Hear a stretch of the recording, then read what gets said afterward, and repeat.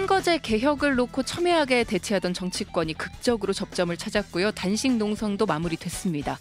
정치권은 야3당이 요구해온 연동형 비례대표제 도입을 적극 검토하기로 했고요. 1월 임시국회에서 선거제 문제를 합의 처리하기로 했습니다. 야3당의 입장을 좀 들어봐야겠죠. 민주평화당 정동영 대표 모시고 관련 이야기 나눠보겠습니다. 안녕하셨습니까? 네, 안녕하세요. 네. 지난 8월에 대표님 저희 프로그램 출연하셨을 때도 당대표 당선 네. 직후셨는데 선거제도 개혁에 모든 걸 걸겠다 이런 말씀하셨던 게 기억이 납니다. 연동형 비례대표제 왜 도입이 돼야 되고 지금 상황이 어떠한지 좀 설명을 들어볼까요?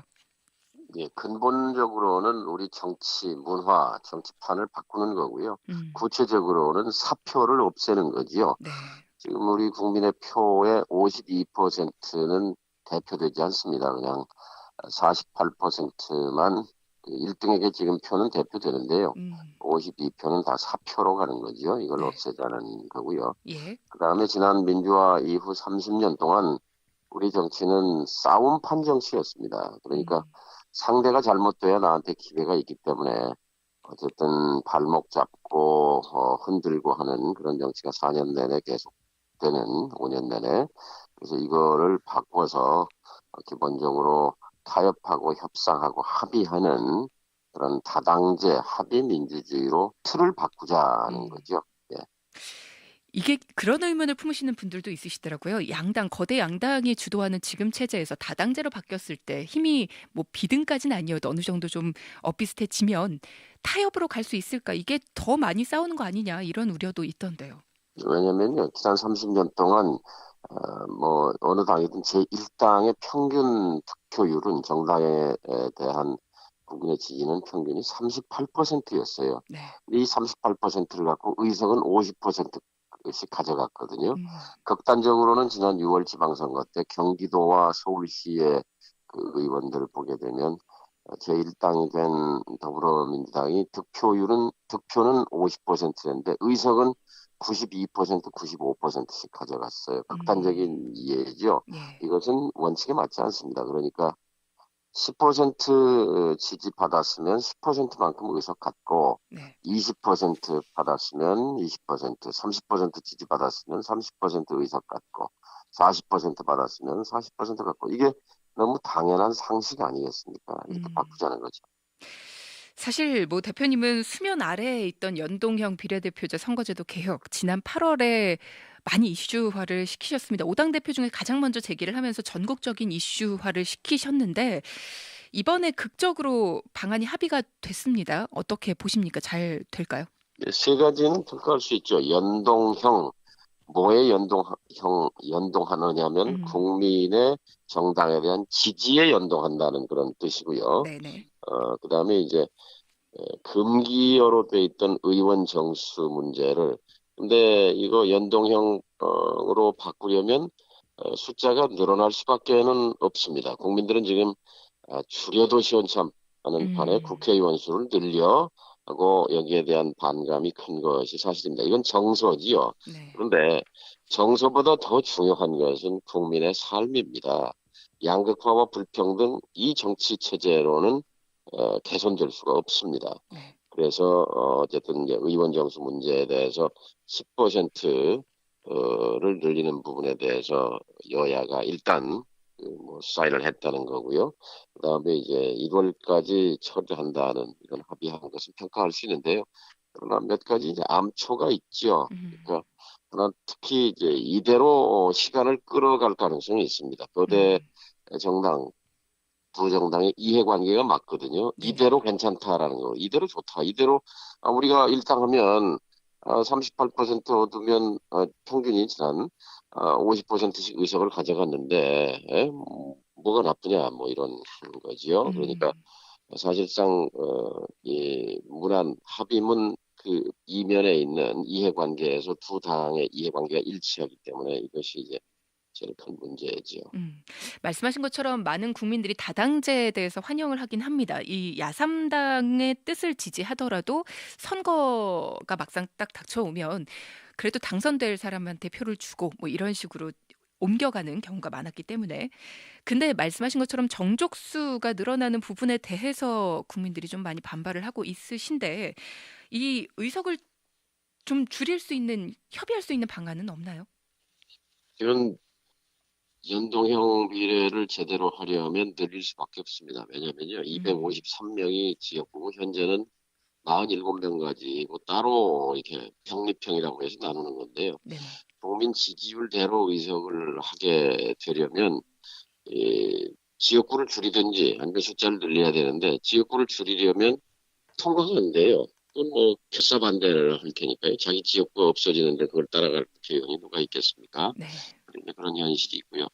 그리고 소수 야당들이 의석 몇 개 늘리자는 게 아닙니다. 이것은요. 음. 그러니까 근본적으로 우리 정치판이 바뀌는 거거든요. 예를 들자면 지금 청년 문제가 심각한데요. 네. 뭐 일자리도 없죠. 눕고 먹고 자고 할 그런 공간, 주거 문제도 주거 난민이 많잖아요. 또 네네. 뭐 희망이 없어 보이는 이 청년의 미래 관련해서 근데 유권자는 지금 1,500만 명이나 돼요. 전체 36%거든요. 네. 20대, 30대가.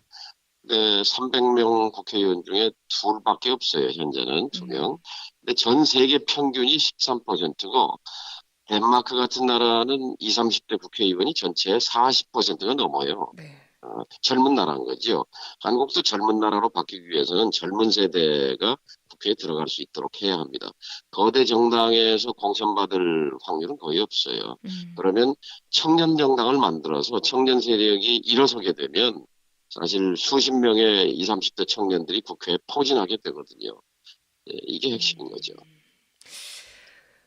그러면 세비를 조금 줄여서 이번에도 세비를 늘렸습니다만 세비를 조금 줄여서 국민들이 말씀하시는 거는 우리 세금 주기 아깝다라는 거잖아요. 이렇게 맞습니다. 이야기했을 때. 예, 예, 예, 그러면 예. 전체적으로 의원 수를 늘리는 대신에 다른 방안을 좀 강구할 수 있는 건 없을까요, 대표님? 예, 그래서 저는 이렇게 생각해요. 현재 국회 예산이 올해 6,300억을 썼거든요. 예. 6,300억 원을 썼는데 지난 20년 동안 다른 예산보다 제일 많이 늘어온 게 국회 예산이에요. 음. 그래서 저는 이 국회 예산은 오히려 잘라야 된다고 생각합니다. 음. 국회 예산은 줄이고 예. 20% 줄이고 국회의원 숫자는 20% 늘리고 그러면 국민 부담은 국회 예산이 6,300억에서 5천억으로 줄고 그리고 심부름꾼은 300명에서 360명으로 늘리고 음. 하자는 것이 제 주장인데요. 또 네. 제 주장이기 전에 이것은 시민사회의 제안이면서 또 학계의 제안이기도 합니다. 네. 일단은 뭐 1월 임시국회에서 합의 처리하겠다라고 합니다. 뭐 이번 달 반 정도가 흘렀습니다만 이번 달이 중요할 것 같은데요. 의논하면서 어떤 부분에 좀 치중해서 얘기를 하실 생각이십니까?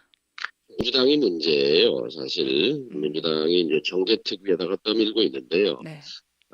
지금 이번에 그 가까스로 합의가 된 것은 청와대의 의지가 전달됐기 때문에 그렇거든요. 네. 문재인 대통령이 어떻게든 이거 합의하는 게 좋겠다는 뜻이 전달됐는데 음. 이제 뭐 악마는 구체적인 디테일에 있다 뭐 이런 말도 있지만 네네. 지금 민주당이 정계특위에서는 뭐 일을 되게 하는 쪽이 아니라 어떻게 하면 발목을 잡을까 하는 그런 행태를 보여요. 음. 그래서 발목 잡는 그런 행태를 중단해야 하고 어떻게든지 이거를 성사되도록 하는데 앞장을 서야 합니다. 네. 정수 확대 같은 것도 정수 확대 안 된다 이럴 일이 아니라 5당 여야가 합의하면 쌍수를 들어서 민주당은 환영하면 되는 일이지요. 음. 그런데 어렵게 합의한 것을 잉크도 마르기 전에 이런저런 부정적인 쪽의 역할을 하는 것이 문제인데요.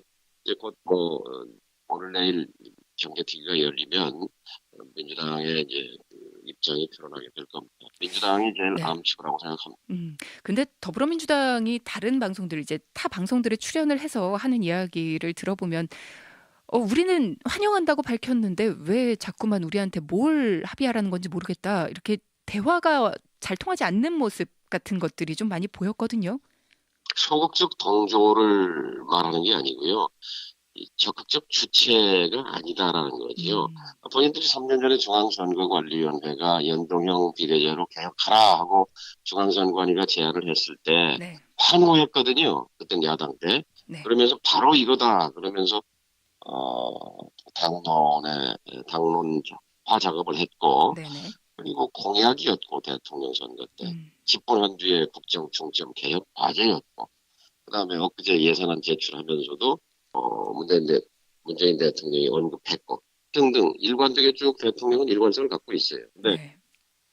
민주당은 180도 이걸 뒤집어섰죠. 아, 언제 음, 우리가 연동형 비례가 당론이냐 하는 식으로 뭐 시쳇말로 오리발을 내기도 했는데요.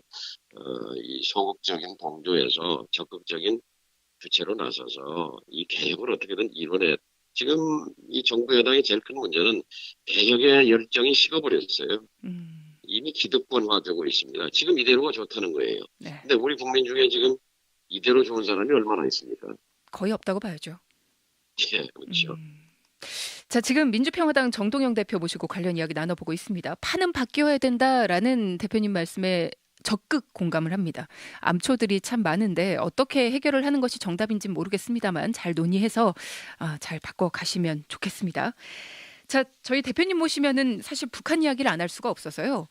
예, 김정은 위원장의 연내 답방은 무산이 된 것 같고요. 또 북한이 미국이 대북 제재와 인권 문제로 압박 강도 높이다간 비핵화를 향한 길이 영원히 막힐 수 있다. 뭐 이런 기사도 오늘 아침에 보니까 나오더라고요.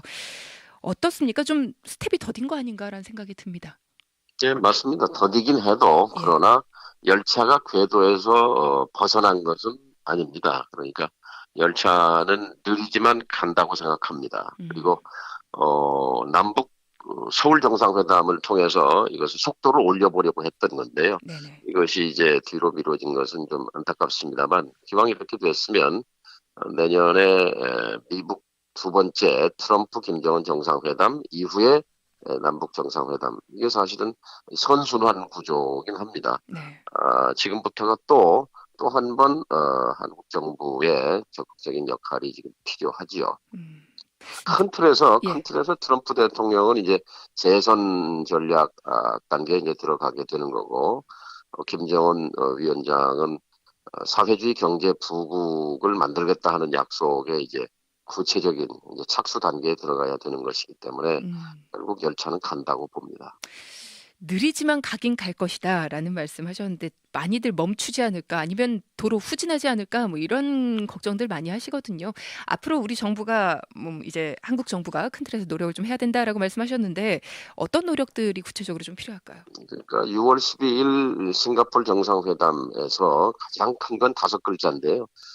북한과 미국이 이제 합의한 그 내용 중에 새로운 관계, 이 다섯 글자입니다. 근데 음, 지금 새로운 관계로 접어들지 않거든요. 새로운 관계와 그다음에 완전한 비핵화가 교환된 거거든요. 네네. 근데 지금 완전한 비핵화도 멈춰 있고 새로운 관계도 지금 멈춰 있는 건데 이제 이것을 밀고 가는 거죠. 북미 간에 그런데 이제 여기서 가장 큰 장애물은 북은 이제 동등한 관계, 대등한 관계를 요구하는 거죠. 1대1. 우리가 이렇게 음, 비핵화에 관한 선의의 조치를 했으면 네네. 미국도 상응하는 조치를 해야 될 거 아니냐라고 음, 요구하는 것이고 네네. 어, 미국은 이제 세계 유일 초강대국으로서 대등한 관계로 보지 않는 겁니다. 음, 그러니까 뭐 압박과 그동안 봉쇄로 일관해온 그런 관성이 있기 때문에 선뜻 상응 조치를 내주지 않으려고 하는 이것이 음, 지금 제일 큰 장애물인 것이죠. 그렇죠. 자, 오늘 민주평화당 정동영 대표와 함께했습니다. 감사합니다.